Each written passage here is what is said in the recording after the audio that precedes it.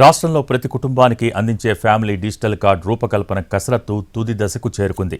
4 రాష్ట్రాలలో అధ్యయనం చేసిన అధికారులు అక్కడ అనుసరిస్తున్న విధానాలను సీఎంకు వివరించారు. వీటిలో మెరుగైన అంశాలను పరిగణనలోకి తీసుకుంటూ రూపొందిస్తున్న డిజిటల్ కార్డ్ దాదాపు ఓ కొలిక్కి వచ్చినట్టు సమాచారం. కార్డులో ఏ అంశాలు ఉండాలి, ముందుగా ఏ పథకాలను ఇందులో చేర్చాలి అన్న విషయాలపై ప్రభుత్వం ప్రాథమికంగా ఓ అభిప్రాయానికి వచ్చినట్టు తెలుస్తోంది. ఫ్యామిలీ డిజిటల్ కార్డులో ప్రత్యేకంగా ఓ క్యూఆర్ కోడ్ ఉంటుంది. అదేవిధంగా కుటుంబం మొత్తానికి ఆధార్ తరహాలో ఓ ప్రత్యేక సంఖ్య ఉంటుంది.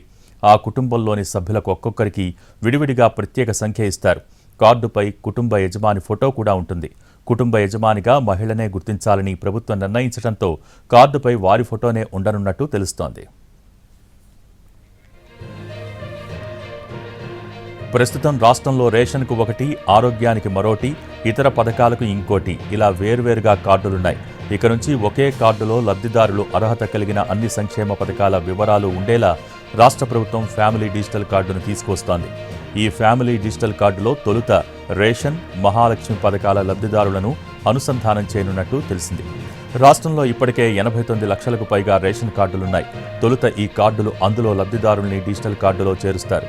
కొత్తగా ఇచ్చే రేషన్ కార్డుల వివరాల్ని ఆ తర్వాత చేర్చనున్నట్టు సమాచారం. అదేవిధంగా మహాలక్ష్మి పథకంలో భాగంగా 500కే గ్యాస్ సిలిండర్ అమలవుతోంది. వీరి వివరాల్ని కూడా డిజిటల్ కార్డులో తొలి దశలోనే అనుసంధానించనున్నట్టు సమాచారం. ఆ తర్వాత రాజీవ్ ఆరోగ్యశ్రీ, గృహజ్యోతి, 200 యూనిట్ల ఉచిత విద్యుత్, పింఛన్ల పథకాలు లబ్ధిదారుల్ని డిజిటల్ కార్డులో చేర్చే అవకాశాలు ఉన్నాయి.